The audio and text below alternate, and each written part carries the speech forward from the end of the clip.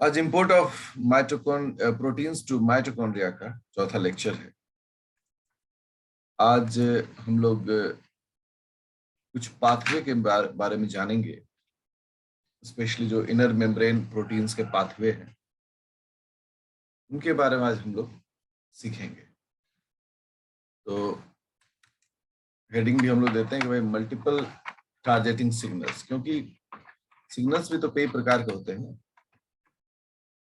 उसी क्रम में हम लोग एक हेडिंग देते हैं, मल्टीपल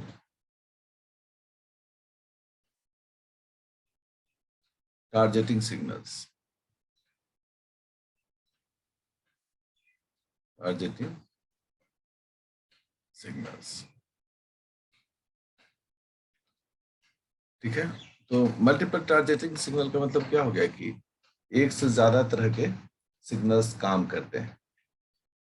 तो ये मल्टीपल टारगेटिंग सिग्नल्स क्या डिसाइड करते हैं? तो ये डिसाइड करते हैं कि प्रोटीन्स जो है वो कहाँ जाएगा। They decide protein targeting in mitochondria. Mitochondria में कौन कौन सा हिस्सा है? आउटर मेम्ब्रेन, तो उसके लिए प्रोटीन टारगेट करेंगे। इनर मेम्ब्रेन, उसके लिए प्रोटीन टारगेटिंग होगा। इन दोनों के बीच का जो स्पेस होता है, इंटर मेम्ब्रेन स्पेस, वहां भी प्रोटीन्स चाहिए, वहां के लिए भी टारगेटिंग करेंगे। और लास्ट है मैट्रिक्स, मतलब ये 3 जगह के लिए, 4 जगह के लिए ये टारगेटिंग होता है, ठीक है। ये हो गया आउटर मेम्ब्रेन, ये हो गया इनर मेम्ब्रेन, ये हो गया इंटर मेम्ब्रेनल स्पेस, और ये हो गया मैट्रिक्स। ये 4 जगहों के लिए इनका टारगेटिंग होता है। अब हम लोग इसमें सबसे पहले देखते हैं, ये हमारा पॉइंट होगा inner membrane proteins. Inner membrane proteins, वैसे प्रोटीन्स जो कि इनर मेम्ब्रेन के लिए होते हैं। इनर मेम्ब्रेन के बारे में हम क्या कहते हैं? मेन रूप से यह साइट है, site of oxidative phosphorylation. Oxidative phosphorylation, तो ऑक्सीडेटिव फॉस्फोराइलेशन के मदद से एटीपी का सिंथेसिस होता है। तो बड़ा काम जो है यहाँ पर इनर मेम्ब्रेन में एग्जिस्ट करता है। इनर मेम्ब्रेन में 3 तरह के पाथवेज स्टडी किए जाते हैं। 3 separate pathways that target, इस चीज को टारगेट करता है inner membrane proteins, inner membrane proteins. तो ये जो 3 टारगेटिंग पाथवे है, अब इसलिए हम लोग पाथवे एबीसी करके कहते हैं, या पाथ एबीसी कहते हैं, एबीसी। ये 3 पाथवे जो है वह प्रोटीन टारगेटिंग करता है इनर मेम्ब्रेन। तो सबसे पहला तो मन में आएगा कि ये तीनों पाथवे का तय होने का क्या मतलब स्ट्रैटेजी है। अगर हम पाथवे ए के बारे में बात करें, दैट इज पाथ ए, तो पाथ ए में जो इंपोर्टेड प्रोटीन होता है, जिस प्रोटीन को बाहर से लाया जाता है, उस इंपोर्टेड प्रोटीन का नाम है कॉक्स 5A। ये कॉक्स 5A प्रोटीन है। ये एक सब यूनिट, इसका फुल फॉर्म क्या होता है कॉक्स का? सी का मतलब होता है साइटोक्रोम, और ऑक्स का मतलब होता है ऑक्सीडेज। यह साइटोक्रोम ऑक्सीडेज का एक सब यूनिट है। इसके बारे में बोलते हैं it is a subunit of cytochrome oxidase. So इस ऑक्सीडेज, साइटोक्रोम ऑक्सीडेज के कुछ टुकड़ों में से एक टुकड़ा होता है प्रोटीन का, पेप्टाइड का, होता है कॉक्स 5A। इस कॉक्स 5A को अगर नहीं लाया जाए तो साइटोक्रोम ऑक्सीडेज तैयार नहीं हो पाएगा। इस कॉक्स 5A का जब हम स्ट्रक्चर देखते हैं, इंपॉर्टेंट प्रोटीन का स्ट्रक्चर, ठीक है, तो शुरुआत में तो ऑब्वियसली मैट्रिक्स टारगेटिंग सीक्वेंस मिलेगा इसका, दैट इज कॉल्ड MTS। और उसके बाद मिलता है एक स्पेसिफिक सेट ऑफ सीक्वेंस जिसे कहा जाता है हाइड्रोफोबिक। मतलब इसमें जो अमाइनो एसिड्स होंगे वो क्या होंगे? हाइड्रोफोबिक होंगे। Hydrophobic stop transfer anchor sequence. जो काम लिखा हुआ है ना वही लिख दिया। एंकर मतलब होता है फंसाने वाला, टांगने वाला, लटकाने वाला, कुछ ऐसा जिसमें हम लोग लटका सकते हैं। स्टॉप ट्रांसफर एंकर सीक्वेंस जो हाइड्रोफोबिक नेचर का है, क्या काम करता है वो अभी बताएंगे आपको। इसका मेथड मैकेनिज्म मुझे बताना है। अभी तो हम पाथ ए के बारे में बता रहे हैं। पाथ ए में जो प्रोटीन सबयूनिट लगता है, आता है, वो होता है कॉक्स 5A। अब जो पाथ बी है, पाथ बी, पाथ बी में जो प्रोटीन, इंपोर्ट प्रोटीन होता है वो कौन सा होता है? पाथ बी में जो इंपोर्ट प्रोटीन होता है वो होता है ATP सिंथेज सब यूनिट 9। ये इस पूरा प्रोटीन का नाम है ASS9, ATP सिंथेज सब यूनिट 9। हम सबको मालूम है कि ATP सिंथेज जो है वह ATP का सिंथेसिस करता है इनर मेम्ब्रेन। कई सब यूनिट्स का बना होता है, उसमें 9th सब यूनिट जो है उसका इंपोर्ट यहां पर होता है। इसका जब प्रोटीन स्ट्रक्चर हम देखते हैं, देखिए इसमें कितना चेंजेस दिखता है। ठीक है, ये प्रोटीन का स्ट्रक्चर है। इसके बारे में हम सब जानते हैं कि ये मैट्रिक्स टारगेटिंग सीक्वेंस है। अब हम देखते हैं क्या कि इसमें कुछ स्पेसिफिक जगह पर, खास लोकेशंस पर कुछ स्पेसिफिक सीक्वेंसेस हैं। ठीक है, इसे हम लोग कह रहे हैं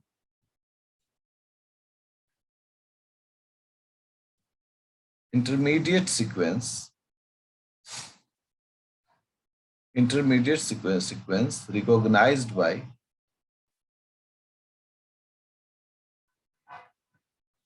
ऑक्सा ए। ये जो दोनों हैं वह इंटरमीडिएट सीक्वेंस है जिसे ऑक्सा ए, ऑक्सा ए यहां पर क्या हो गया?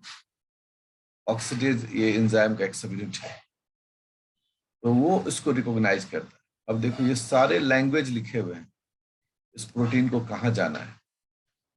ठीक है, ये प्रोटीन कहाँ पहुंचेगा, सब चीज इस प्रोटीन के स्ट्रक्चर में क्या है, लिखा हुआ है। कोई कंफ्यूजन नहीं है यहाँ। पाथ सी, पाथ सी जो है उससे हम लोग देखते हैं जो इंपोर्ट प्रोटीन है,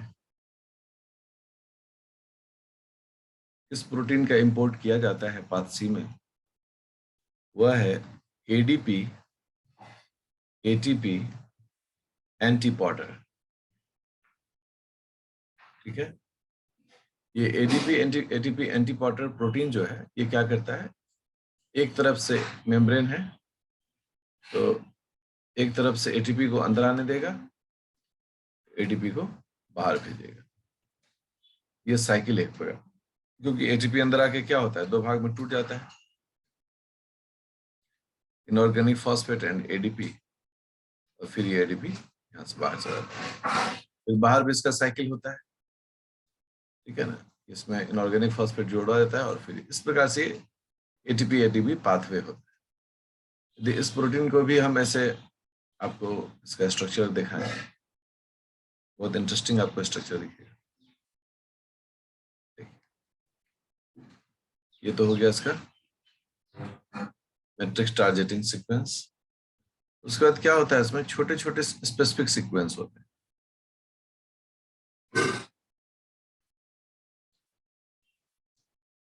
देखो ऐसे ऐसे सीक्वेंसेस होते हैं। ये जो दोनों सीक्वेंस है, ये टॉम 70, ठीक है, ये जो सीक्वेंस है वो टॉम 22, ठीक है, और ये जो है ये भी लगभग टॉम 22 को ही सभी रिसेप्टर रिकॉग्नाइज कर रहा है। Receptor recognition. वैसे मैं हमेशा कहता हूं कि किसी भी प्रोटीन पर उसकी कहानी लिखी रहती है। वह प्रोटीन किसके साथ इंटरेक्ट करेगा, किसके साथ इंटरेक्ट नहीं करेगा, ये लिखा रहता है उसमें, ठीक है ना। ये उसका बिहेवियर में ही उसकी शामिल होता है कि वो किसके साथ इंटरेक्ट करेगा। तो बहुत इंटरेस्टिंग दिखता है कि ये जो है ये एटीपी एडीपी एंटीपोर्टर है, और ये एंटीपोर्टर में कितनी सारी यूनिक चीजें इसमें होती हैं। ये हो गया एमटीएस डोमेन, ये हो गया टॉम 70 रिसेप्टर रिकॉग्निशन डोमेन, ये हो गया टॉम 22 रिसेप्टर रिकॉग्निशन डोमेन। अब ये जो बेसिक मैंने बताया कौन सा पाथवे क्या, सबसे पहला जो हम लोग डिस्कस करने जा रहे हैं वो है पाथ ए। पाथ ए का संबंध किससे है? साइटोक्रोम ऑक्सीडेज सब यूनिट 5A, ठीक है, इंपोर्ट प्रोटीन से जुड़ा हुआ ये स्टोरी है। इस स्टोरी को अब हमें एक डायग्राम की मदद से देखना चाहिए, तो हमें अच्छे से समझ में ये स्टोरी आता है। मेम्ब्रेन है, तो पहले तो आउटर मेम्ब्रेन होगा। हम एक आउटर मेम्ब्रेन बनाते हैं, इसको नीचे लाना पड़ेगा, ठीक है। ये आउटर मेम्ब्रेन हो गया। इन सबको हम मिटा दे रहे हैं, ठीक है, हमको जगह चाहिए, तो मुझे जगह के लिए सब चाहिए। ये अब आउटर मेम्ब्रेन ऊपर कर देते हैं। ये आउटर मेम्ब्रेन है और ये जो है वो इनर मेम्ब्रेन, ठीक है। आउटर मेम्ब्रेन थोड़ा सा ऊपर करते हैं। हाँ, ये जो इनर मेम्ब्रेन है इसको एक बार मुझे रीअरेंज कर दो। डायग्राम बनाने में अगर आप रीअरेंजमेंट ठीक से नहीं होता है तो फिर वो घिच पिच होगा। हाँ, ये आउटर मेम्ब्रेन, ये इनर मेम्ब्रेन अभी सही जगह पर आ गया। तो इससे हम लोग बोल रहे हैं आउटर मेम्ब्रेन ऑफ माइटोकॉन्ड्रिया, इससे बोल रहे हैं इनर मेम्ब्रेन ऑफ माइटोकॉन्ड्रिया। ये जो बीच का जगह है यह इंटरमेम्ब्रेनल स्पेस है। मुझे इसको थोड़ा सा और बड़ा करना है, फिर से मुझे बनाने दो मेम्ब्रेन। डायग्राम में थोड़ा मुझे इंटरनल मेम्ब्रेनल स्पेस भी चाहिए। अभी जगह हो गया। ये आउटर मेम्ब्रेन है, ये इनर मेम्ब्रेन है। अब देखें आप कि आउटर मेम्ब्रेन में तो इसके अपने रिसेप्टर्स होते हैं, तो उस रिसेप्टर का नाम भी हम सब लोग जानते हैं, से हम लोग कहते हैं टॉम 2022, टॉम 2022, ठीक है ना। तो ये हो गया आउटर मेम्ब्रेन। और उसके अलावे एक और भी ट्रांसकोलोन होता है, उसका नाम है, देखिए स्टोमेटा नहीं है, ठीक है ना, ये है TOM40। ये 3 यहां पर आपको दिख रहा है आउटर मेम्ब्रेन। अगर इनर मेम्ब्रेन में चलें तो इनर मेम्ब्रेन में भी हम लोग को दिखेगा, इनर मेम्ब्रेन में हम लोग को दिखेगा टिम। देखिए ये है टिम। डायग्राम हमेशा अच्छे से बनाना चाहिए। इसको मैं कलर कर देता हूं।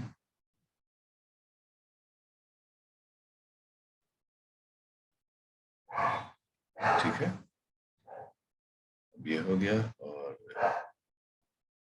इसको मैं कलर कर देता हूं। कलर्स करने से थोड़ा सा आपका मेमोरी शार्प होगा और कुछ ज्यादा। अब ये हो गया तैयार। इससे हम लोग बोल रहे हैं टीम 44 और इसे कह रहे हैं टीम 2317। दो है, दोनों का नाम है। जैसे TOM20 है 20, तो ये TOM20 है, तो ये TOM22 है, लेकिन एक साथ लिखते हैं, दोनों को मिलाकर एक साथ लिखते हैं। अब ये तो हो गई चीजें। अब जो हमारा प्रोटीन है वो प्रोटीन आ रहा है। सो ये प्रोटीन हमारा है,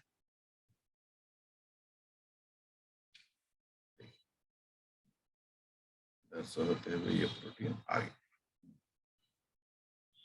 अब इस प्रोटीन में ये जो सीक्वेंस है इसे तो हम लोग कहते हैं MTS। तो MTS का रिसेप्टर टॉम है, TOM2022 इसका रिसेप्टर है। ये चलाया और यहां पर ऐसे गोल गोल कर दे रहे हैं। तो इसको हम लोग क्या कहते हैं? Stop transfer anchor sequence. Stop transfer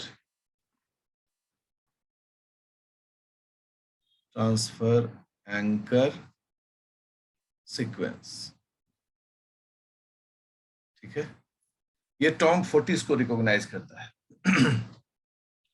और इस प्रकार से ये तो एन टर्मिनल हो गया, ये सी टर्मिनल हो गया। ये जो पूरा प्रोटीन है वो इसका कौन सा प्रोटीन है? वो है COX-5 है, ये पूरा प्रोटीन का। अब यहां जब अंदर आ गया तो अंदर आने के बाद अब देखिए ये भेजा जाएगा इस पाथवे में। इस पाथवे में भेजा गया, तब पूरा का पूरा प्रोटीन धीरे धीरे करके यहां आ गया। ये MTS है, ये वही स्टॉप ट्रांसफर एंकर सीक्वेंस है, ये एन टर्मिनल है, ये सी टर्मिनल है। साथ ही साथ यहां पर we all know this is heat shock protein 70, जो उसको सीधा रखता है। ये ATP खर्च करेगा, ATP डिपेंडेंट। ये हो गया। इसके बाद अब क्या होगा कि ये पूरी तरह से ये प्रोटीन अंदर आ जाएगा। अंदर आने के बाद इस प्रोटीन में से MTS तो कट जाएगा, ये MTS कट गया। बाकी प्रोटीन जो है वो अब अपना स्पेसिफिक सीक्वेंस जो उसको बनाना था बनाया, और उसके बाद ये मेम्ब्रेन में फिक्स किया जाएगा। अब देखिए मेम्ब्रेन में कैसे फिक्स किया गया।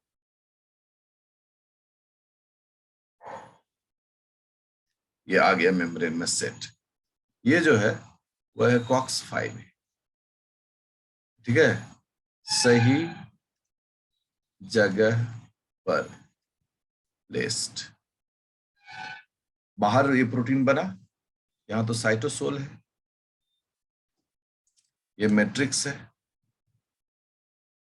ये इनर मेम्ब्रेन है।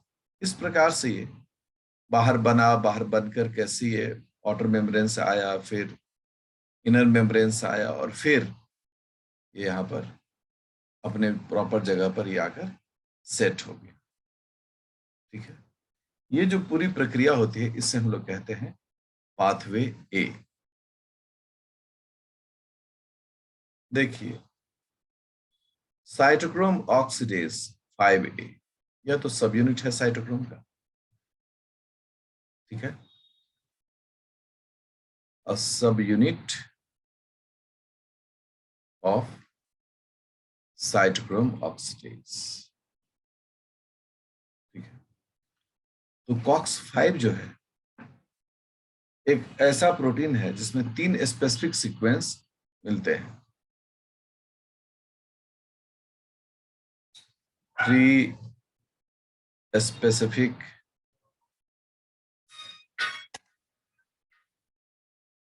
सीक्वेंसेस,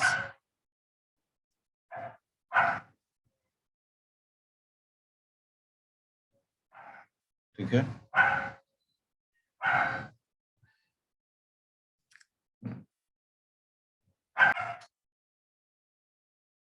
जो सबसे पहला सीक्वेंस होता है वो हम सबको मालूम है, that is called MTS, matrix targeting sequence. ये सीक्वेंस हम लोग जान रहे हैं कि एन टर्मिनल पर है, तो एन टर्मिनल पर इस सीक्वेंस का लोकेशन हम लोग देखते रहे। जो सेकेंड इसमें स्पेसिफिक सीक्वेंस होता है, सेकेंड जो स्पेसिफिक सीक्वेंस है यह है hydrophobic stop transfer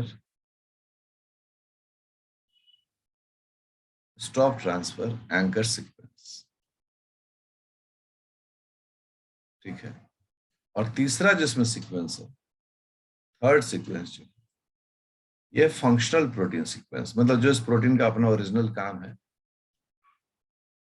functional protein sequence, जिस काम के लिए बना है ये वो काम ये करेगा।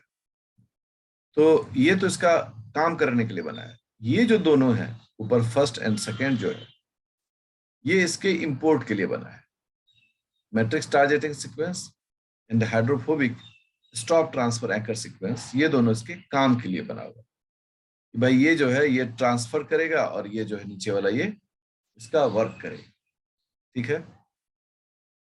जो MTS है उसको कौन रिकॉग्नाइज करता है? MTS is recognized by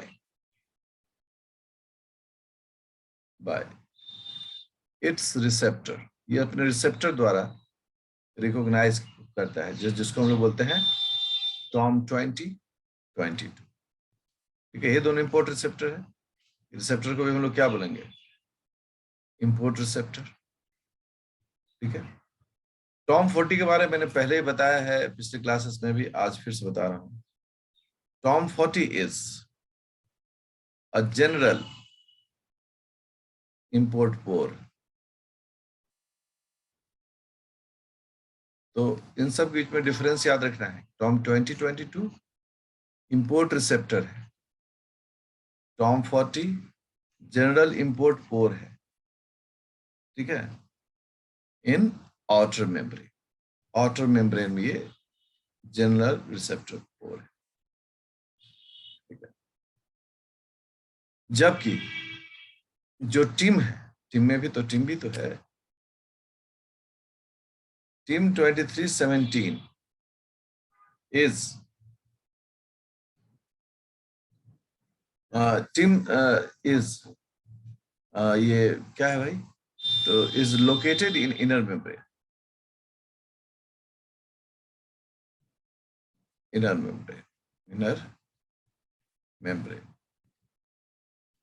ठीक है।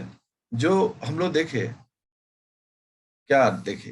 Hydrophobic stop transfer anchor sequence, ये किसको रिकॉग्नाइज करता है?